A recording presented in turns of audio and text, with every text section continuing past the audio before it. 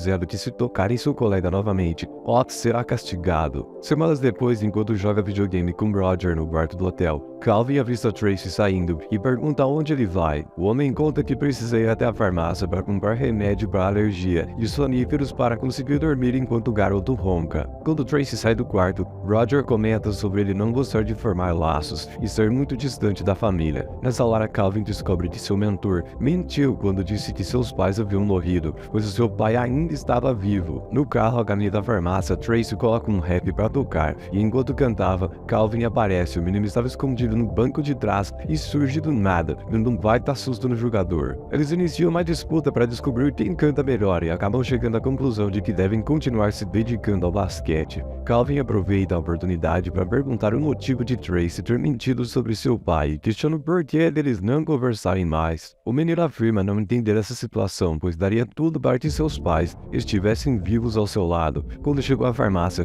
Tracy pede que Calvin fique no carro, enquanto ele vai comprar os remédios. Já são quase meia-noite e eles precisam respeitar o toque de recolher. Caso contrário, o homem seria suspenso da equipe. No entanto, Tracy começa a paquerar a farmacêutica e não presta atenção nas orientações da mulher. Acidentalmente, ele toma um remédio para dormir no lugar do antialérgico e retorna para o carro. No caminho de volta para o hotel, Tracy acaba dormindo no volante e Calvin decide dirigir para evitar que seu amigo fique encrencado. Para poder enxergar a estrada, ele precisa pegar o step e colocá-lo no banco do motorista com o objetivo de conseguir ficar mais alto. Faltam apenas 2 minutos para meia-noite e após causar alguns acidentes no caminho, Calvin e Tracy chegam ao hotel e o menino passa as chaves do carro para o manobrista. No dia seguinte, Roger conta para Tracy o que aconteceu na noite anterior e diz que no próximo jogo Calvin ficará no banco por causa dele. Durante o voo, o homem se senta ao lado do garoto e o agradece por sua ajuda. Se não fosse por Calvin, ele teria sido suspenso. De volta ao orfanato, o garoto tenta aprender geometria a tempo para o teste que acontecerá no dia seguinte, porém não importa o quanto o Calvin estude, a matéria não entra na sua cabeça. De repente, Murphy aparece e informa Calvin que alguns casais foram até lá para conhecê-lo, pois ele tinha interesse em adotar o garoto. Ao ouvir isso, o menino percebe que foi enganado por Stan. Ao ser confrontado, o homem diz que estava apenas protegendo Calvin de pessoas interesseiras que apareceriam no seu caminho. Mas como o garoto insiste que deseja ter uma família, Stan garante que selecionará os melhores candidatos para fazer uma entrevista com ele. Algumas horas depois, Calvin descobre que essa é uma grande cilada, pois seu tutor escolheu os piores casais possíveis para apresentar ao garoto. Assim, Calvin desistiria de ser adotado e Stan continuaria ficando com seu dinheiro, já que é o guardião legal do garoto. Frustrado, o rapaz decide ir até a mansão de Tracy. Chegando lá, ele aproveita para explorar cada canto daquele lugar incrível. Enquanto conversavam, o homem percebe que há algo errado e pergunta qual é o problema. Calvin tenta fingir que está tudo bem, mas logo decide contar a verdade. Além de estar chateado por ter sido enganado por Stan, o menino está enfrentando dificuldades na escola e tem medo de ser reprovado. Ao ver isso, Tracy decide ajudar o baixinho a aprender geometria de uma vez por todas. Ele usa tinta para desenhar triângulos das paredes e cita os lances de basquete como exemplo para ajudar Calvin a entender a matéria. Após a ligação, o garoto pega um pincel e começa a fazer uma sujeira ainda maior. Como se não bastasse a bagunça que já havia sido feita, Calvin suja a janela de tinta e uma verdadeira guerra se inicia. Como vingança, Tracy suja o garoto, que revida jogando um balde de tinta em suas roupas. Alguns minutos depois, eles estão irreconhecíveis. Calvin liga para seu amigo Murphy e, com a permissão de Tracy, o convida para ir até a mansão. Agora, com a equipe completa, a diversão continua e o trio pula na piscina na tentativa de se livrar de toda aquela tinta.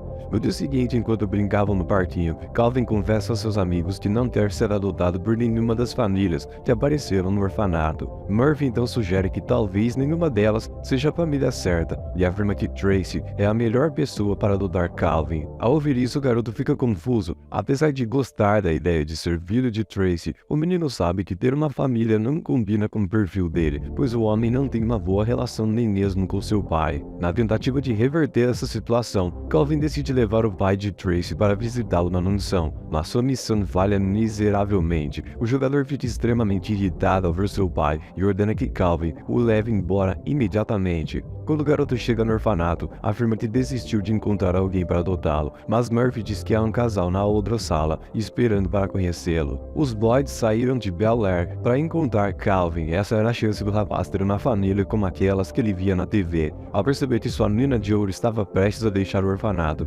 Stan vai atrás de Ox e pergunta se o que ele disse sobre os tênis era verdade. Agora que sabe que Calvin só consegue jogar se estiver usando aquele par de tênis, o homem arma um plano para ganhar uma grana antes que o garoto vá embora. Naquele dia, Calvin irá almoçar na casa da família Boyd e Stan consegue convencê-lo a usar um par de tênis novos para causar uma boa impressão. Antes de sair, o rapaz pede que Murphy esconda seus tênis e o proteja com sua vida. O menino garante que dá conta do recado e deseja boa sorte ao seu amigo. Apesar de saber que sentirá a falta de Calvin, Murphy está torcendo para que o garoto seja adotado, pois sabe que ter uma família é a coisa mais importante para ele. Mais tarde, enquanto Murphy conversava com a foto de sua mãe, Ox e seu bando aparece e pergunta lá ao garoto onde os tênis estão. O baixinho se nega a dizer, então os dementes decidem levá-lo até Stan. O homem pega a foto da mãe de Murphy e usa um isqueiro para atear fogo nela. Para que a única foto de sua mãe não fosse destruída, Murphy acaba contando que escondeu os tênis no porão. Depois de guardar os tênis em seu cofre, Stan vai até uma casa de apostas e aposta $100 mil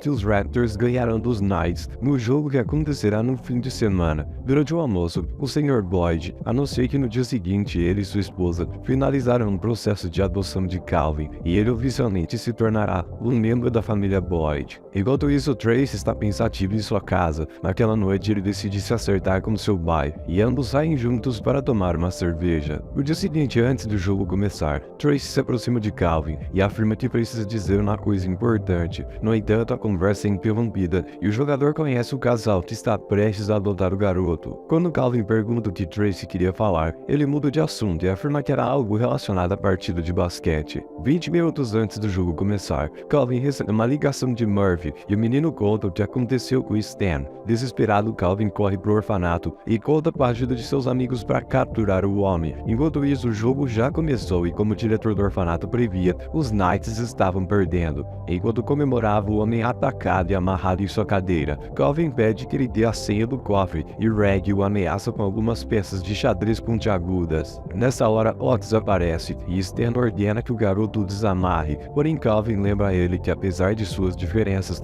todas as crianças naquele orfanato eram um time. Então Otis desiste de seguir as ordens de Stan, que por sinal nunca o tratou bem, e decide ajudar Calvin a recuperar seus sapatos da sorte. O menino sabia a senha do cofre e, após entregar os tênis ao garoto, as crianças pegam seus patinetes elétricos e correm para o ginásio. Nesse momento, Stan consegue se soltar da cadeira e liga para o dono da casa de apostas para pedir sua ajuda. O homem então envia alguns seguranças para impedir que os jovens cheguem ao Staples Center, mas Calvin e seus amigos conseguem passar por eles. Murphy é o único que acaba caindo ao tentar desviar dos carros e fica para trás. A perseguição continua e um dos seguranças vai para dentro do lago. Enquanto fugia, Calvin deixa seus tênis caírem e um dos homens está prestes a pegá-lo. Porém, Murphy aparece de repente e recupera os sapatos mágicos. Quando chega ao ginásio, Calvin é surpreendido por Stan, que já estava lá esperando por ele. O menino joga o patinete em cima de seu tutor demente e corre para o jogo. Ele é recebido com aplausos e logo nos primeiros segundos consegue ajudar sua equipe a se recuperar. Rapidamente, os Knights alcançam os Raptors e tem poucos minutos para virar o jogo. Porém, em determinado momento, quando Calvin está com a bola,